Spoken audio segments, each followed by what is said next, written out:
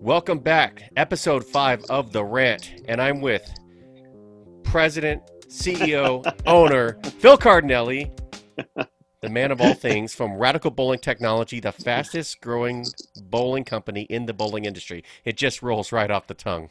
It's so easy to say, right? And if you get used to it, it's let's hope it keeps going. So that was pretty good. I always hope for growth. And oh, absolutely. But that's not always happening in light of the news we just heard. But we're not going to cover that today. We're not. That's not our topic. It's not our problem. All right. So the first interview, just to summarize, we talked about the early years. Yeah. The second interview, I called it The Road to Success. And we talked about all your journeys through Columbia and through Dynathane. Track. Everywhere global, to where global, right? Yep. Where again, a lot of people didn't realize that you were the genesis of that.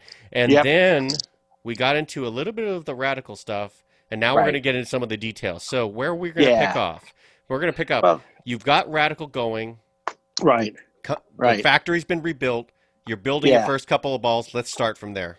So you say the factory. I'm building balls at the global plant. Yes. We had the slant and a couple other balls. Time's Up, really good balls. But, I was at the mercy of the global plant at the time, which was at the Columbia plant, which I helped assemble. And they were going to now move the plant to the south side of town. That wasn't going to hold well for me. I saw problems coming. There were some quality issues with the brand when I was getting it. And I said, I need to make a move. At that point, Brunswick had already contacted me once. And then Brian Graham came on board and said, hey, let's do something. Let's partner. Him and Corey Dykstra put together a package that was absolutely incredible. It was, if you're an Italian boy from Brooklyn like I am, it was an offer you can't refuse. You took the words out of my mouth. I mean, you and I talked about it afterwards. This was a ridiculous deal that you have. Absolutely. Now, on the other side, they offered it. They must feel I'm worth it. So I'm going to take some claim and glory from that, saying, you know what, you must be worth it. They offered it to you. Mm-hmm. So 6 months passed. Globe was in the process of moving the plant. Luckily for me that I did bail, because it took them way longer to get the plant up and running when they moved it. I've seen that happen many times when we move sections of a plant. When I was at Columbia, we just moved the section, took us forever. Anyway, I go to Brunswick, and we start building some balls. And this is the 8th year of 3 renewals, 3-year renewals. So I got this year and then next year. Then the lease, the licensing is up, and I'm sure we'll renew. I mean, it's not going to be hard to do. But at that time, we did the Torrid Affair. And those were balls just to get us ready. And then Mo got involved as a contract person for Brunswick, assigned to the Radical brand. Okay. And so that's an interesting part, because I think a lot of people feel like he is Radical, but I think you said he works for Brunswick, and they he does. assign him to you guys. Correct. Okay. Correct. He gets paid by Brunswick. His contracts with Brunswick. And then he came on as a technical advisor, and we started to put balls together. So, the first batch of balls we did were fantastic. We did the Yeti and the Reacts. Yep. And the Reacts, yes. We went from 0 to 60 in no time. The first full year was fantastic. Let's establish something. Yeah. You've got you. Who understands the business, understands the design, and you've got Mo, one of the best core designers of all time. Absolutely. The marriage of two minds. Right, exactly. And there's some bumps in every marriage, you know that. But again, we work it out. I mean, we worked it all out. And you guys are a fantastic team. Look at the products that you're making. Well, exactly. And what was great about it is, as long as we each stay in our lane and understand what your purpose is, you end up in the right spot. Mm-hmm. So Mo we had the Yeti core, which was great, the Reacts. Then we had 3 Yetis, or 4 Yetis total. Yeti Unleashed. Yeah, Yeti Untamed. Mm-hmm. And then the Reacts, we had the Reacts, the black one. Mm-hmm. Then we had the Reacts 2, the Reacts Reacts Pearl. Okay, so at that point, we have a head of steam, and we're going leaps and bounds. We have a great second year. Okay. Good first year, great second year. Profitable. Of course, yeah, absolutely. Every year we're profitable. That's the key. You know, I'm a businessman. I want to count the money. Right. So the after the Reacts phase goes through, Mo came up with a core that was absolutely incredible in the cash, and I worked with Brunswick, and we got a great cover stock, and we ended up with a ball that had a 64.5 hook rating. No one ever had. This is the one that hooked the most ever, right? The cash, right? The I guess we had three guru. Oh, I'm sorry, I missed something. I missed the big one. The guru. I did. I missed the guru. The guru came out, and it sort of set the standard for us going forward on what we were trying to accomplish. And again, that was fantastic. And that was the ball that we actually got a rating around 60. Mm-hmm. No one ever got a 60 rating. So we went from 60 to the cash to up to 64. And don't forget, you had a couple Guru Mighty, Guru Supreme, Guru Mighty, Guru Supreme, Guru Master, Guru Legend, whatever. Master, yeah. Right. So, you know, we're moving along and we're putting product out that works great. Where we suffered a little bit was in the upper mid-price balls. Okay. They really never took off. You know, they never really did great except for the Yeti. After that, you know, the other ones, they rolled okay. You know, they served the purpose, but they weren't like, wow, we got to have that ball. Mm-hmm. And you know, a new company has to have a lot more wows. You know, you have to hit a couple of home runs, but you got to have a lot of doubles, you know, or else you're really not going to do well. So we were riding high on the high-end balls. But one of the downfalls of being so good at what we did was we created a ball that hooked so much you couldn't go anywhere with it after that. Mm-hmm. So we started to lose some momentum at that point because every ball that we were coming out with, you know, the designs we were getting and the covers we were putting them on them, hooked sooner and rolled more, hooked sooner, rolled more. And we were losing the stigma of this great new exciting company. Mm-hmm. So we had a down year, the third year. Okay. We came up a little bit the fourth year. And at that point, I said at a meeting, I'm just going to take over the product targets. You know, I don't have a problem with, you know, Mo Design Chords does a great job. But I'm going to give him direction as opposed to him trying to guess what we need. You know, because, again, we're the guys in the field. The salespeople are in the field. You know, I'm the guy talking to the bowler. I'm the guy talking to the pro shop, to the distributor. I'm also the guy looking at the other companies. What makes them good, right? You know, you know, if you look at some of the cars in the history of the world, you know, if Ford came out with a Mustang, you know, maybe Chevy came out with, I forget which car. Camaro. It was at the time. The Camaro. Or, you're right, exactly. So you got to look at what people want. So I did that. I started looking at how good some of the other companies were doing. And at that point, I made an executive decision. I had a board meeting with myself. And I said, I'm going to start doing this and giving more direction on what we want. You made a decision. I made a decision. Let's do that, right? So, again, I'm taking a chance because I'm going to get all the heat now, right? If it's bad, it's me. And one of the first balls I did that with was the Katana. Oh, you know, that ball. I gave Mo the numbers I wanted to hit, and I gave Brunswick the performance I was trying to hit. And you know what happened after that? We just went from we're just okay to boom. Now, the problem we had before that, we had a lot of one-hit wonders. Mm-hmm. The cash, the fix, one ball. The first ball would sell, the second ball would not. You know, but now the Katana comes out. And I went the other way with the Katana. I went with the biggest flip ball first and then built hook into the line afterwards. Yep, the slash. Right, the slash and the dragon. Yep. So we started to get... A lot of people like the slash. Absolutely. Are you kidding me? That was the best one of the bunch. Yeah. But again, we sold a lot of Katanas. Mm-hmm. And then we sold more slash. And then we sold a lot of dragons. Now, the dragon was a problem a little bit. It hooked a lot. But the time of the year. We launched that at Bowl Expo. It was a summer ball. Mm-hmm.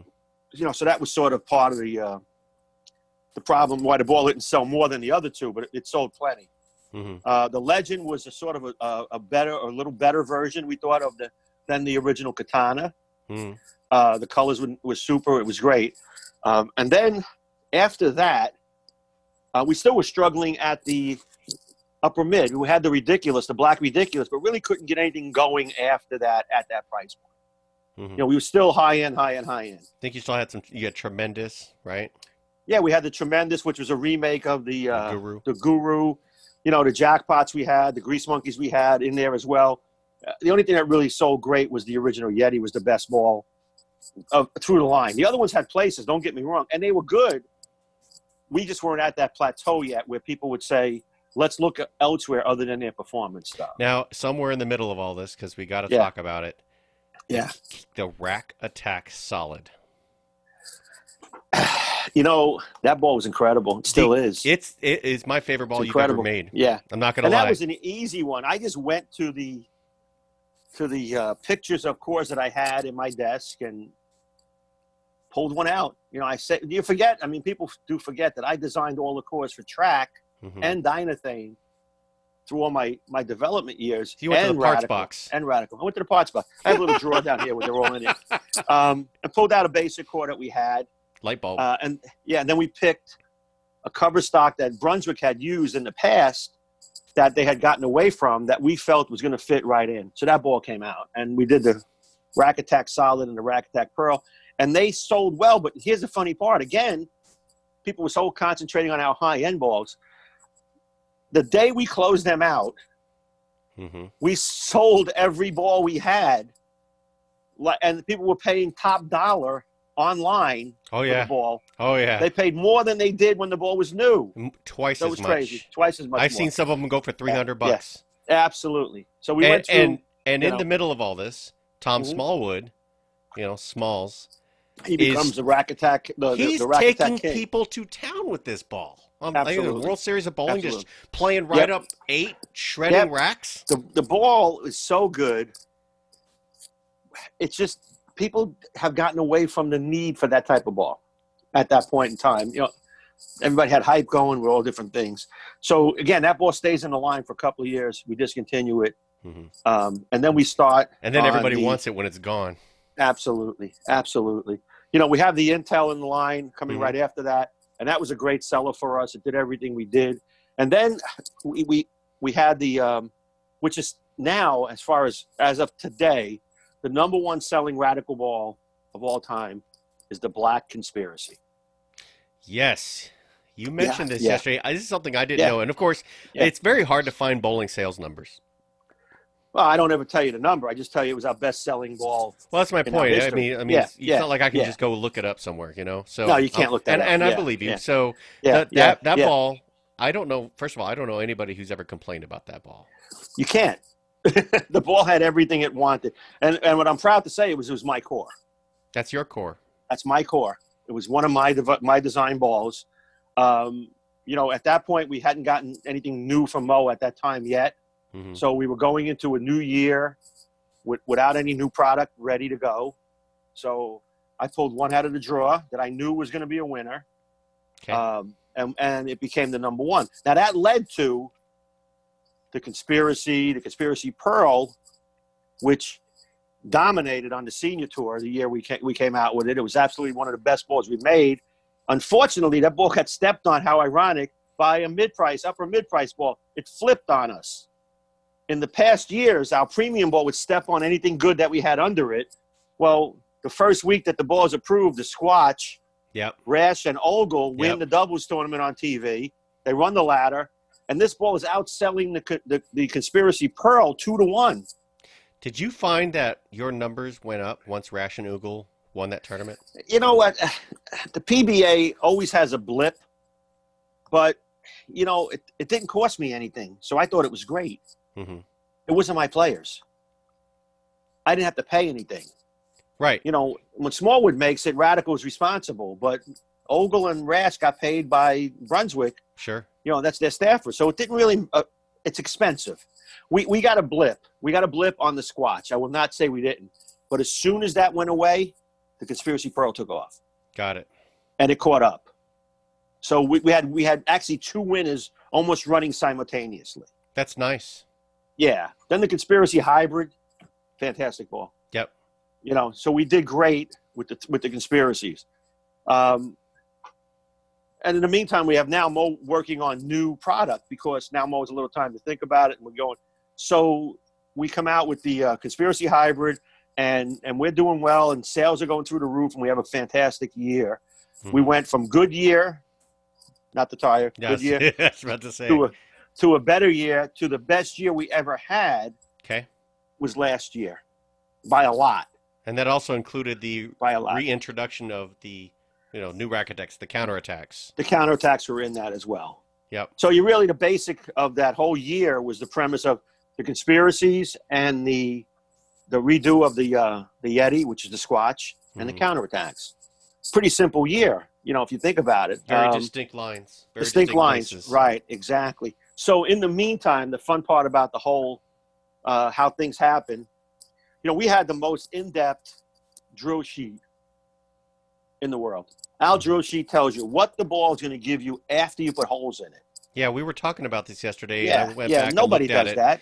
Yeah. No, and it's very detailed, and it shows you all the differential jumps. If you want to shorten the differential, increase the differential, there's a lot of value in that. Right, exactly. Because here's the funny part about it. Many times over the years, a person would drill a ball, and they'd lay it out the same, and the ball would roll different. Okay, well, if there's a slight tilt in the core or something like that, even though you laid it out the same, you're not drilling in the same part of the core. We build our cores so that we have spots you have to drill into. Mm-hmm. Knowing if you put a thumb hole in the belly of the core, this is going to happen. So the layout makes you put the thumb hole in the belly of the core. That's how we do it. Okay, you put the pin, the mass bias, here's what you're going to get. So, and all of our drill sheets and all of our core designs were better with extra holes in them, balance holes. Sure. We're going to make you tune the ball after you drill it. Take your guy, go out on a lane, let him throw it.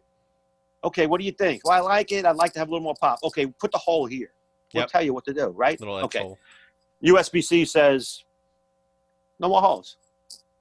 August 1st, no more holes. So we're getting ahead of that. We got ahead of it. Yep. Mo worked on the core, the result core. We had to tweak it a few times because of where it rolled and what part of the lane it rolled.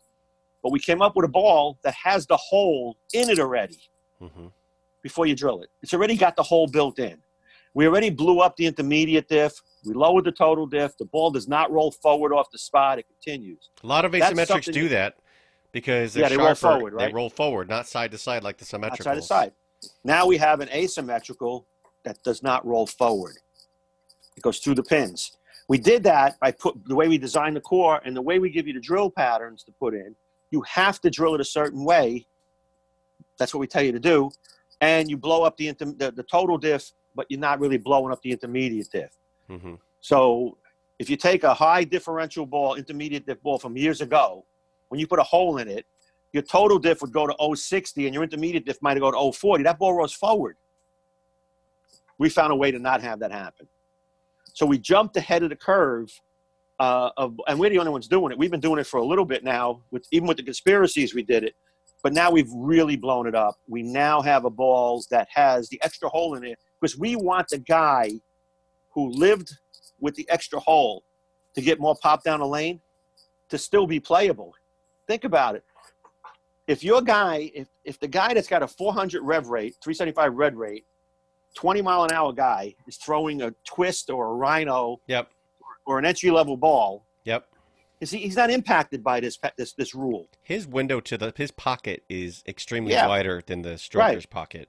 You were mentioning some of these yesterday, and as I was digesting this, it was something I never thought of. I was like, Phil just mentioned this, that they're designing this for the bowler to help them get back that benefit that they used to have. That's exactly right. So when that went away, the guy who was a 275, 300 rev guy, throws it 14, 15 miles an hour, he's going to leave 10 pins now because the extra hole you put in the ball as a pro shop guy got the 10 out.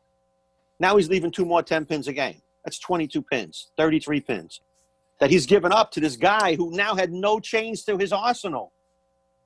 That's not fair. Right. Well, they're doing it for at the pro level. I don't think the USBC thought about the casual bowler when they did this. Correct. You're probably right. But what happened is the guy that buys all my balls is the guy we talked about yesterday and the day before, who my customer is. I cater to the lead guy that needs all the help he can get. So the results is the first ball of many to come that has that hole already built in it.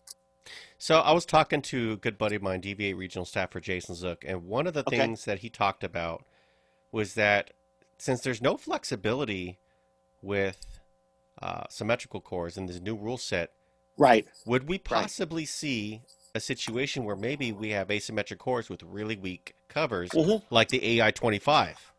Well, You know, something like a rack attack okay. level. So here's the problem with covers. When you start putting strong balls in weak covers, they favor a limited amount of bowlers. Okay. Okay. Now, what you can do is put a strong cover and weaken the core, Mm-hmm. or maybe make a weaker asymmetrical ball Mm-hmm.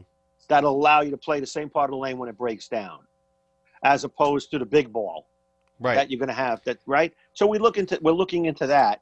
But again, so right that you have all now, that tunability without having to Yes. worry about the strength. yeah, and you want to have a good cover on the ball. You know, the Okay. cover is. Some people will not agree with me, but the cover is almost it's about the most important thing.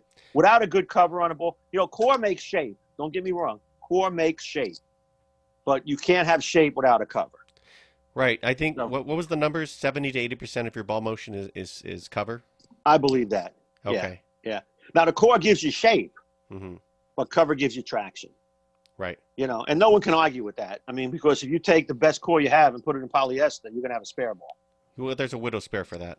Exactly. You have a spare ball. It doesn't look like the widow. It doesn't look like anything. It's a spare ball. That goes pretty So straight. Yeah. you got to have cover, you know. And so where we're at right now with Radical is we want to be known as a ball that covers the most boards down lane. That's what people like, and that's what they can see. And then we want to be able to help you strike more by having that extra hole that you had to have already built in. And that's just the So- now. That's not the future because there's more. Oh, there's more. Believe me, there's more. But you know what? Knowing You everything can't you've give it talked up- about, there always has to be more. You can't give it all up at once. No, you got to You know. space it out. You got to space it out. Right. Okay, so Yeah. we've Yeah. talked about the rev. So I've got some questions for you now. We're going to talk about some Okay. personal stuff. So All right. Go ahead. we talked about this yesterday, but it wasn't on camera. So now we got to talk Yeah. about it. What is Phil's favorite food? My mom. I'm an Italian boy from Brooklyn. Sunday gravy is it. We had pasta, you know, spaghetti every Sunday. I still make the gravy the same You're way my making the mother made it. gravy. Yeah, the same way my mother made it. Exact same way. You know. So yeah, So You know, money same maker, way. bowling ball designer, Italian gravy. Italian gravy. Yeah. Yeah. You know what else is there, right? Yep. So you're doing it. Family's coming to you. Well, yeah, it's just here. It's my wife, my son, and I in San Antonio. Hmm. When I go to New York with the family, my brother and I are both cooks, so we both. Okay. The kitchen's a mess when we're done, but yeah, Maybe and it's filled all with my a little mother's recipes. maybe filled with a little epithets if you step over each other. Yeah, a little bit. You know, my mother actually gave me. This is one of my prized possessions. Hmm. He gave me a machine that makes pasta, makes macaronis. Okay. That her grandmother gave her. Oh wow. Yeah. It's like a cast iron cranker and everything, and it attaches to the side of the table. Still works. Oh yeah, I use it. I still use it. Okay. Yeah, Nice. make homemade pasta with it. Right. All right. So, That- what is Phil's favorite car ever? Well, I think it's the one I have now. Okay. What do you got? I have a Mercedes C43 Okay. AMG. AMG. That's a V8. No, well, it's a 6. This is a 6. It's a 6? 43. Okay. The Oh, C, 43, yeah, the okay. C63 is the Oh, okay. 8. But It's you know, nice car. oh my God, it's beautiful. It's my favorite car, and I've had some nice cars. I had a BMW for a while. Hmm. I had the Cadillac for a bunch of years, but this is. I even had a 350Z years ago, but this one here right now is, you know, and I polish it like crazy. I stay on top of it. I love it. You know. I had a buddy of mine. He used car polish on his on one of his radical balls. I have people do weird stuff. That ball bowling moves. It still moves. Oh yeah. It just gets a lot longer down the lane. Okay, so speaking of bowling balls, back to that. What is your? I'm gonna ask you two parts. What is Okay, your go ahead. favorite ball ever, and what is your favorite ball right now? And if they're the same, it's okay. No, they're not the same. Ever. Okay, so my favorite ball ever that I made the most money with in my entire bowling career, and I've made a lot of money bowling, is the Track Enforcer. Was my favorite bowling ball ever. Okay, I shot award scores in places there were never award scores. In that one year at the High Roller, I won 2 out of the 3 events in Vegas. Same ball. Track Enforcer. That was my favorite ball, a blue one, blue Track Enforcer. Okay. Right. And the black one was great too. So, I mean, it was sort of like a toss-up. Okay. Do you still have it? I have every ball in my garage that I've shot an award score with. Really? Yeah, yeah. Okay. You know, so all 2 of them. No, I'm teasing. That's not. No, you've got to have a wall like this, right? They're in boxes. They're in their own original boxes in the garage. And then your current favorite ball, like right now? Well, it's the Intel. The Intel. By a lot. By a lot. Yeah, yeah. I've won a couple of tournaments with that ball. That ball is just, I can do anything I want with it. I'm an old school bowler. I would rather make hand moves and feet moves than change balls. Sure. And that ball allows me to do everything that I want to do. So that by a lot is my favorite ball. Now, have you ever made a ball for you?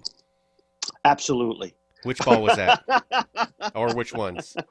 Well, in the days of the Enforcer, it was not specifically for me, but I fell in love with that immediately.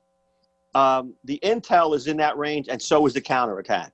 As I got older, I needed less ball and more versatility. So, you know, with balls that have low differentials, I can do really well with. Okay. That ball is built for me. I have a ball coming out soon. That is my ball. That's your ball. And also, by the same token, I did build the Conspiracy for me. That was my design for me. So you were talking to me about some stories yesterday about your competition days.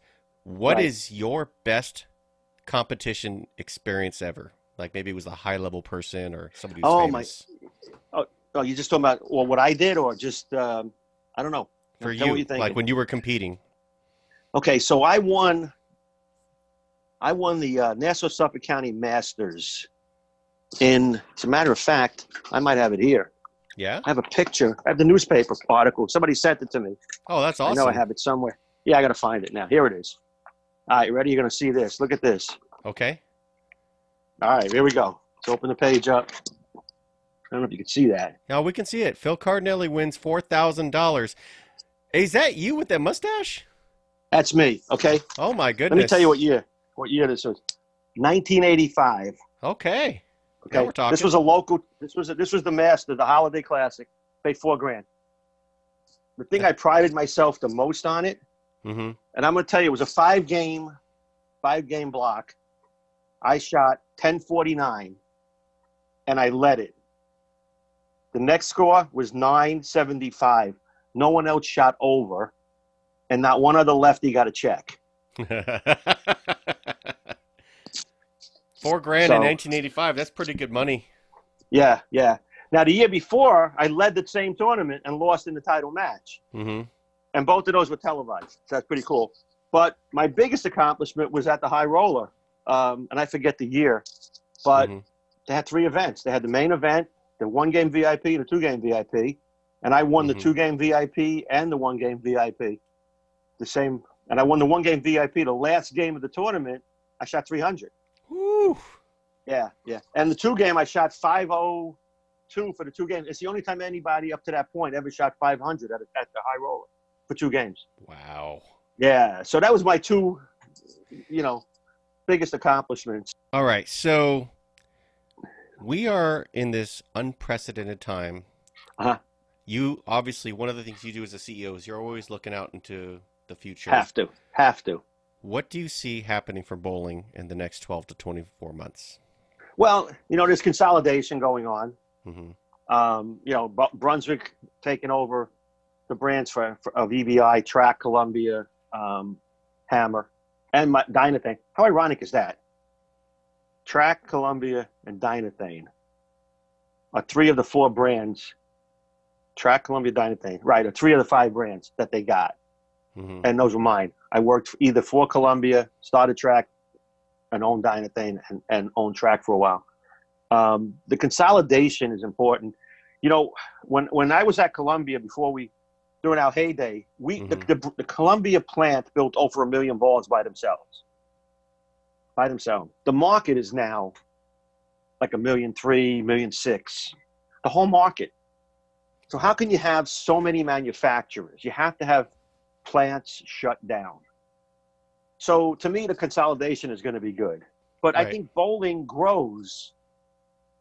It's going to take a while after this pandemic is over for everything to get back to normal. How a league's going to floor. Where in the pecking order is bowling in reopening? How far Mm-hmm. down does the government say, you know, you put 5 people on a pair on one, put one team on a pair? Maybe, Right. maybe, I don't know. But, Mm-hmm. bowling is strong. It really is. Don't get me wrong. Yes. It's strong. People like to bowl. People want to bowl. What happens is the industry overflooding the market with product, not giving balls a chance to take off. These are the things that create companies' downfall Mm-hmm. and monitoring expenses. You can't, I just can't make a ball tomorrow and say it's a $400 ball. Even though I would need that to be profitable, I can't do that. So I have to make the ball a price that the market will bear, but I have to control my expenses so much so that I make money on every ball I sell. Right.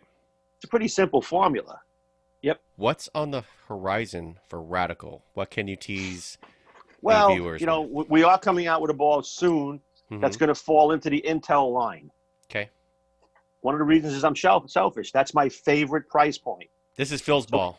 it's Phil's ball. Phil likes to have the Intel ball. It's not in the line any longer. We're going to have something in that price point. We are Okay. also going to be able to stretch the rules for what USBC has done with the no hole. Okay. Okay. Okay, we're going to take the gloves off. They did. We're taking them off. The results is the first ball with it. Trust me, there will be other balls in the result line coming. So you can go further. I can go a lot further. I also have more cover stock. I have more cover stock options. Okay. So that's the tip of the iceberg. We're very, very, very proactive. Radical is very proactive. We feel that you can't shove product down your consumer's throat and expect them to keep supporting you. Mm-hmm. It has to be a purpose in life. A lot of other companies, they make a ball, and everyone is the best ball. It's not true. We build a line. We have the counterattacks. We're going to have this new ball come out. We have the squatches. We have the closer line. There's something in there for everybody. Mm-hmm. So no matter where you fit in the pecking order of bowling, we can put a ball in your hand. Now, what do we do that nobody else does? You go on the fan page, the Radical fan group. I know Jim will kill me every time I say fan page. It's the Radical fan group. We have 11,500 members. Mo is on there and answers your question on a drill pattern. You give him your tilt, your positive access point, your rev rate, your ball speed. He'll tell you what ball to drill and how to drill it. Nobody else offers that. You know why they can't? They don't have Mo. Right. And that's the same thing why we feel we're better than everybody else at what we do. You have me and Mo, and we're reachable and accessible to the public. You send an email, I answer it.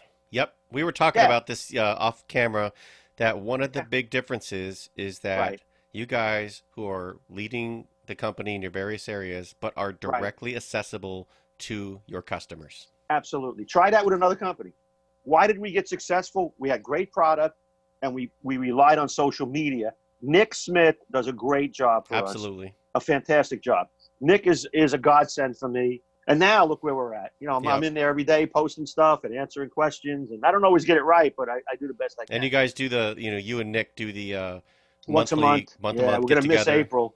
Yep. Yeah. I think we're going to miss April. But we'll come back. We do it, and that's fun. This has been a journey, 3 parts. And now we've heard about the Radical Revolution. Phil, it has been an honor and a privilege to interview you. I hope to have you back. And folks, you know where to reach him. The Radical Fans group on Facebook. Phil Cardinale, Radical owner and CEO. All right, everybody. Okay, good deal. Thank you. You're out. Have a good day. Thanks, Chris.